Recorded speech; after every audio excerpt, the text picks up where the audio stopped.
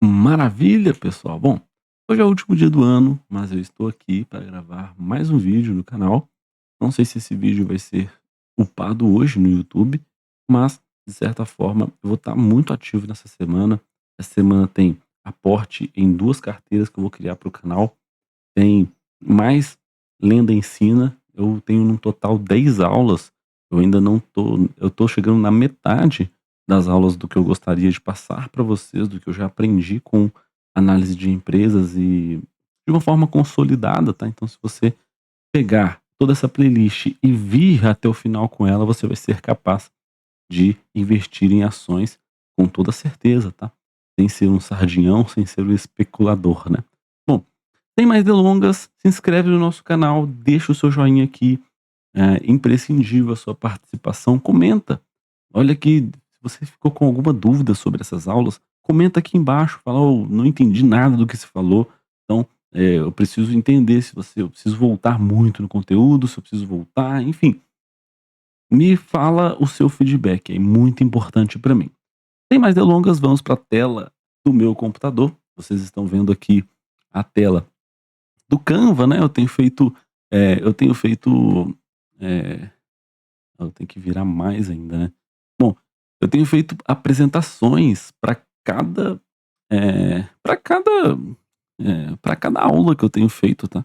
Então eu faço apresentações, posso até disponibilizar caso alguém queira, mas ainda ninguém me pediu esse tipo de coisa, mas aqui tá a apresentação, tá? Hoje nós vamos falar sobre DRE e vamos falar sobre DFC. O que é a DRE? Na DRE, nós geralmente vamos ter a promessa.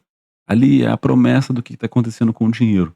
Olhar somente a DRE é um erro que o investidor pode cometer, porque o dinheiro real ele está no caixa da empresa, está no fluxo de caixa operacional. E hoje é isso que nós vamos dar uma olhada aqui na aula de hoje. Então, é, o que que o lucro, a análise não deveria acabar no lucro que a empresa ela reporta. Por quê? Porque às vezes uma empresa ela pode ter reportado um lucro gigantesco dentro da DRE, mas ela não tem dinheiro para girar a sua operação. Eu até escrevi aqui que a empresa pode não conseguir pagar um café para a diretoria, porque ela não tem dinheiro em espécie. Ela reportou lucro, mas ela não tem dinheiro suficiente para fazer com que sua operação gire. E aqui o lucro seria como se fosse uma espécie de opinião, tá? Mas o caixa, o quanto a empresa tem em caixa, reflete um fato que a empresa registra ou não, tá? E eu vou mostrar até um exemplo para vocês que eu me lembrei que aconteceu nesse trimestre de Vivara. E apesar de um lucro gigantesco, ela teve um fluxo de caixa livre negativo. E aí tem uma explicação do porquê isso está acontecendo, tá? Mas vamos lá, eu vou chegar lá. Bom, eu vou te explicar com o exemplo de uma menina que vende limonada. Vamos lá. Imagina que você tá aqui, você vende uma limonada, você gasta R$ 3 para comprar o limão, faz limonada e você consegue fazer 10 copos de limonada. Onde em dias de calor, como nós estamos vivendo agora, você consegue vender todos os 10 copos. Então você tem R$ 10 ali. Então o que que seria reportado na DRE? Você tem R$ 10 de receita, você gastou 3 no seu CPV, o seu custo de produto vendido, né? E você teria lá já um lucro de R$ 7, porque não teve despesa de operação, não teve mais nada disso. Aqui é para ficar bem simples mesmo. Então esse é o regime de competência, tá? Então isso aqui na DRE, ela vai mostrar, a DRE vai te mostrar o seguinte: ó, você lucrou R$ 7. Só que o caixa vai te falar a realidade do que aconteceu de verdade. Vamos supor, tá, que 5 vizinhos, ou seja, pessoas, eh, que você conhece, compraram limão na sua mão e falaram: "Ô, eu pago depois". Então, na verdade, você não tem R$ 7 de lucro. Você tem, R$ 5 que entrou de receita, você, eh você é isso mesmo, né, o exemplo, né? Isso. Então só entrou R$ 5 de receita. Só que você, gastou 3, então vai sobrar 2 na verdade. Então, se você tivesse que recomprar limões para para vender novamente, você não ia conseguir, porque você só tem R$ 3, só tem R$ 2 em caixa. O limão custa 3. Então, esse é o regime de caixa, tá? Então, na DRE, essa menina aqui, ela tá rica, tá beleza. Mas no caixa, ela tá quebrada, porque ela não tem o dinheiro. E os vizinhos não voltam e pagam, então ela não tem o dinheiro para continuar girando o seu negócio, tá? Então ela teria que pegar dinheiro emprestado do pai dela, alguma coisa nesse sentido para continuar o negócio dela, imaginando que esses 5 vizinhos eles não voltem, né? Então esse aqui é o exemplo mais simplório que eu consegui pensar para te explicar a diferença entre DRE e DFC. DRE é muito importante de olhar. Sim, é muito importante, você deve olhar. Não significa que você não deve olhar aqui não, tá? Mas a DFC também é muito importante, porque ela vai te mostrar o retrato real que a empresa está passando, tá ok? Então, esse foi o exemplo da limonada. Então, a DFC, ela tem alguns itens dentro dela. E aí, eu vou tentar explicar aqui de uma forma lúdica esses 3 itens. Pensa como se fosse um guarda-roupa, onde tem 3 gavetas. Então, a DFC é o guarda-roupa e 3 gavetas compõem a DFC inteira. Primeira é o fluxo de caixa operacional. Esse fluxo de caixa operacional, ele é o dinheiro que entra e sai da empresa. Então, ele é um dinheiro prático. Então, a empresa tem ali um ativo, ela tem um passivo, então ela vai lidando com esse fluxo de caixa operacional. Então, ele é composto de algumas coisas que você certamente tem conhecimento do que é. Então, eu vou te dar um exemplo. Vamos supor que a empresa vende muito a crédito, só que ninguém paga ela. Então, ela reportou um lucro lá na DRE, mas na DFC ela não está recebendo o dinheiro. Então, ela está com um problema, porque ela está vendendo bastante o seu produto, mas os clientes estão dando calote nela. Então, esse é um problema no fluxo de caixa operacional. Outro problema para algumas empresas, tá? E é aqui que entra a análise. É importante fazer análise por causa disso. Existem empresas que ter estoque grande não é muito um problema. E eu vou pegar aqui VEG. VEG é o exemplo de uma empresa que, o que é essa empresa? Ela produz motores, geralmente, produz outras coisas também, mas essencialmente ela é uma empresa que de fábrica mesmo, de chão de fábrica. Então, quando você fabrica um motor de alguma coisa, vamos supor que você fabrica, ela fabrica motor para geladeira, por exemplo. Produz motores para geração de energia elétrica e por aí vai. São produtos de baixa complexidade e também de alta complexidade. Mas se você fabrica um motor de geladeira hoje e não vende em 3 meses, se você vender ano que vem não, né? Porque ano que vem já é amanhã, mas se você vender no próximo trimestre ou não vai fazer muita diferença, porque é o mesmo motor. Em suma, não vai mudar tanto assim. Então, ter estoque grande, no caso da VEG, não é um problema enorme, mas ter um estoque grande na Renner já é um problema. Então, aqui você tem que prestar muita atenção. Tem tipos de empresas que têm vendas sazonais, ainda mais a Renner, que vende roupa, né? Bom, a gente está no verão agora. E aí, vamos supor que a empresa estava no inverno e vem o outono. E aí a empresa não consegue vender mais, porque ela teve muito estoque de roupa de verão, não vendeu, chega o outono, ela não vai vender roupa de verão. Então, isso aqui é um problema para a empresa, porque ela vai ter que ficar fazendo promoção, ela vai perder receita, ela não vai conseguir recuperar o dinheiro que ela comprou, que ela gastou para produzir aquela roupa. Então, isso aqui vira um problema, tá? Então, o fluxo de caixa operacional, ele é composto desses 2 itens, principalmente, tá? Então, vamos para frente. O fluxo de caixa de financiamento ele é simples de entender. Aqui é a movimentação de com quem emprestou dinheiro para a empresa. Então, se a empresa ela pegou empréstimo de algum banco, esse dinheiro entra na empresa, mas gera-se uma dívida. Então, isso também aparece lá na DRE. Na DRE tem lá a linha de dívida de fluxo financeiro, né? Então, a empresa gerou muito dinheiro com seu dinheiro parado ou ela perdeu dinheiro com dívidas? Então, é daqui que vem esse dinheiro, tá? E aí, eu quero lembrar você que pagar dividendo, nossa, é surpresa isso para mim. Mas muita gente acha que o dividendo é um prêmio. Não é um prêmio, o dividendo é um dinheiro que sai do caixa da empresa. Então, Pode acontecer, em alguns casos, de a empresa não ter condições para pagar dividendo, porque ela tem um fluxo de caixa livre, que eu vou explicar em seguida para vocês, negativo, e ela está pagando dividendo, ou seja, ela está pegando empréstimo para te pagar dividendo. Então, isso é uma coisa ruim. Então, tem que avaliar até mesmo a origem do dividendo. Não é só olhar lá o dividend yield da companhia. Ela paga 15% da ação de dividendo. Mas se ela pegar esse dinheiro emprestado e pagar para você dividendo, ela está fazendo uma coisa que acaba com destruição, como destruição de valor da companhia. Então, é ruim. É ruim para você, é ruim para a companhia também. Bom, e aí vem o fluxo de caixa livre. Esse indicador aqui, ele é ouro, tá? Ele é ouro na análise. Tanto que alguns americanos, eles gostam muito. Alguns não, acho que a maioria dos americanos gostam muito desse indicador.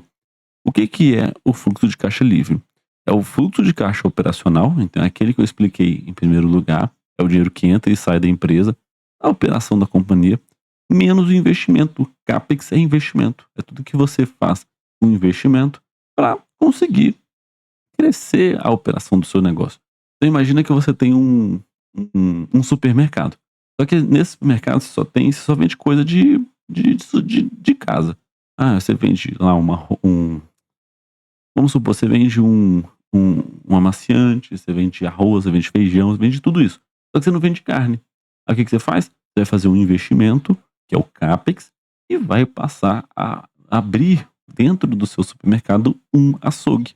E aí você vai ter que começar a comprar carne, daí ele vai compor agora uma linha de resultado a mais na linha de resultado, né? Então, aqui, você precisa de fazer um investimento inicial, você precisa construir lá o lugar que vai ser o açougue dentro do seu supermercado, então isso é CAPEX. E aí, você precisa prestar atenção nessas duas coisas aqui. Se a DRE e o FCO tá subindo, significa que a empresa está muito saudável, ela está sendo honesta com você, está sendo honesta com o dinheiro que ela tem em caixa e tudo que ela faz. Ela tem o lucro perfeito na DRE, mas ela também tem o dinheiro saindo lá no caixa, tá? Só que se a DRE está subindo e o FCO está caindo, então a empresa pode estar inflando o lucro com vendas que ninguém está pagando. É aquele exemplo de pessoas que pagam muito a crédito, não pagam e o dinheiro não chega na companhia. Ou com manobras contábeis, né? Então, existe aqui empresas que fazem algumas manobras para acabar reportando o lucro lá na DRE, porque muita gente acha que o lucro é o fim das coisas, e o lucro não é o fim das coisas. Então, se sobra muito FCL a cada trimestre, a cada ano, significa que a empresa ela é uma máquina de gerar valor, porque ela pode pagar dividendo para o seu acionista, e com certeza aqui no Brasil é um estigma grande pagar dividendo, né? Todo mundo gosta de dividendo, é impressionante, mas isso vai começar a parar de acontecer, eu imagino, porque saiu aquela lei de taxar os dividendos, né? Então as empresas vão parar de pagar dividendos e provavelmente vão começar a desdobrar mais, a recomprar ações e por aí vai. Então, outra operação de valor que a empresa pode fazer é recomprar ações. Não se sobra muito dinheiro em caixa, ela não tem muito o que fazer com o dinheiro, ela não tem muito onde investir, assim, para continuar fazendo com que o seu negócio gire. Então ela recompra as ações, né? Se ela julgar que tá barato, né? Então, outra coisa que ela pode fazer, uma coisa que a VEG faz muito, é aquisições. Ela adquire outras empresas que tem um ramo, mexem com um ramo muito parecido com ela, e aí aquela empresa passa a fazer parte da VEG, e aí vida que segue, né? Um exemplo de empresa de conglomerado que eu lembro aqui é a VEG mesmo. A VEG tem muita empresa debaixo dela, né? Que faz parte da VEG, mas por quê? Ela fez uma aquisição sem pegar um dinheiro emprestado do banco lá e pegou só o dinheiro que estava no caixa. Então, com isso, ela consegue fazer muitas operações de valor. Tá? Então, isso daqui foi a aula de hoje, tá? É simples assim. DFC é isso daí. Não tem muito o que falar de DFC. Se você entende o problema do limão, daquela menina, você entende de DFC e tá mais que preparado para fazer as suas análises, tá? E aí, eu trouxe um caso aqui, que é o caso de Vivara. Bom, vamos lá, vamos avaliar Vivara. Vivara é uma empresa excelente, não tenho o que falar, é uma empresa que gera muito valor para o seu acionista, empresa que tem aqui, tá em sexto no ranking, empresa que é do novo mercado, empresa que tem pouco tempo aí de listagem, mas já compõe aqui o índice do Ibovespa, tem aqui quase 8 bilhões de valor de mercado, né? E tem muitos bons segmentos, né? Ela tem uma. Eu não preciso explicar bastante sobre o negócio, porque você pode vir aqui e clicar no vídeo de Vivara e dar uma olhada na análise da empresa. Mas vamos pegar aqui a tabela do Fundamentei, porque eu gosto demais dessa tabela, cara. Para mim, essa tabela ela consolida muito os resultados da empresa e você consegue fazer uma análise muito mais completa. Então, olha só como que a receita subiu desde 2016. 13% de retorno anual, 200% de variação. Mesma coisa para o EBIT, então o lucro bruto crescendo 17% de forma anual. Então, ela tem uma margem EBITDA muito forte que está crescendo ao longo do tempo, né? É uma empresa que não tem muita dívida, então ela não tem problema com dívida, olha só. O resultado financeiro dela em 10 anos apenas dobrou, então não é uma empresa que dá para afirmar que tem problema com dívida. Tem algum problema com depreciação e amortização aqui, mas esse é um dinheiro que acaba não saindo do caixa da empresa, né? E aí a gente chega no lucro líquido. Então, 101 milhões em 2016 e agora 742 milhões em 2025 e ainda nem fechou o ano. Então, aqui você está vendo, nossa, essa empresa aqui, ela parece ser muito interessante. É uma empresa que está conseguindo crescer margem, está conseguindo crescer receita, crescer lucro, não tem muito problema com dívida, tem bom EBITDA, tem bom lucro bruto, aparentemente os impostos aqui, eles são... avaliar imposto não tem jeito, né? Imposto sempre vai ter que pagar mesmo, então não tem o que fazer. Apresenta um bom ROI também, né? E aqui tem um dinheiro em caixa, dívida líquida sobre EBITDA também muito tranquila, então, assim, ela tem aqui 552 milhões de dívida e 234 milhões de caixa. Então, empresa aqui super tranquila com dívida, não tem problema nenhum com dívida aqui. Sobre EBITDA, que é o caixa operacional, tá super controlada a dívida, né? E aí, ó, aqui no final vem os indicadores que eu falei para vocês nessa aula. Fluxo de caixa operacional, o CAPEX, o fluxo de caixa de financiamento e o fluxo de caixa livre. Então, tá aqui os 3 indicadores, tá? Então, olha só, o fluxo de caixa operacional dela ficou negativo. Nesse ano tá negativo, inclusive. O CAPEX não é de crescer tanto, mas já teve mais CAPEX aqui, né? E o fluxo de caixa de financiamento, ele tá aqui em 97 milhões. Então, a empresa tá pegando algum dinheiro emprestado também, aumentando um pouco essa dívida aqui de um ano para outro, né? Então, você consegue enxergar isso. A empresa acaba... ela não adiciona tanto dinheiro em caixa, né? Mas ela reinveste, pega esse dinheiro, bota no CAPEX, bota esse dinheiro e aí acaba que o fluxo de caixa operacional da empresa fica negativo. E lembra que o fluxo de caixa livre é o FCO menos o fluxo de caixa de financiamento? Tá aqui, ó. Isso menos isso dá 181 milhões. Então, como que pode uma empresa que lucrou 742 milhões até agora, ela tem um fluxo de caixa livre negativo em 181 milhões e ela ainda paga dividendo, né? Então, nossa, tem um fluxo de caixa livre negativo, ainda paga o dividendo, que coisa é essa, né? Não sobra dinheiro para essa empresa. Mas existe uma explicação para isso, tá? A explicação tá até aqui no meu comentário. Eu vim aqui no meu comentário para lembrar o que tá acontecendo com a Vivara. E a Vivara, ela não consegue gerar tanto caixa por enquanto, porque ela tá num ritmo muito acelerado de crescimento. Então, o que ela faz? Ela pega o capital de juro para sustentar vendas futuras, aumenta estoque e aumenta em contas a receber. E aí isso vai acabar dando um furo temporário no caixa, né? Porque ela pega esse dinheiro e já reinveste em ativos, abre loja e história de vender de novo. Então, o que está acontecendo? O estoque aqui está girando, então não tem problema com o estoque ainda, que é esse capital de giro, né? Então, o contas a receber também está super tranquilo, super em linha. Então, a gente só tem que se preocupar, eu até escrevi aqui, se esse capital de giro começar a girar de forma ineficiente, quando o estoque começa a encalhar, né? Ou se a empresa não conseguir financiar esse crescimento robusto que ela está fazendo agora com um custo razoável de dívida, que porventura não acontece. Então, assim, ela não está pegando dívida para girar o seu negócio. Tudo que ela faz é pegar o dinheiro que vem aqui da operação e já coloca, reinveste tudo de novo para fazer com que mais receita seja gerada, para que mais lucro seja gerado, para que mais EBITDA seja gerado. E aí ela tem feito isso em alguns anos. Esse é o comportamento dela, né? Então, olha aqui como é que você sabe que a empresa é boa, então, já que esse ano só ela teve, em 3 anos aqui, nesses 10, ela teve um fluxo de caixa livre negativo. E isso nós olhamos por causa do fluxo de caixa livre aqui, né? Olha só, a empresa lucra 101 milhões, mas sobrou 129 milhões no caixa dela. Então, esse caso aqui também é muito extremo, ó, 330 milhões. Aqui ela já começa a crescer um pouco mais, né? Aí ela já vem e apresenta o primeiro ano negativo dela com fluxo de caixa livre.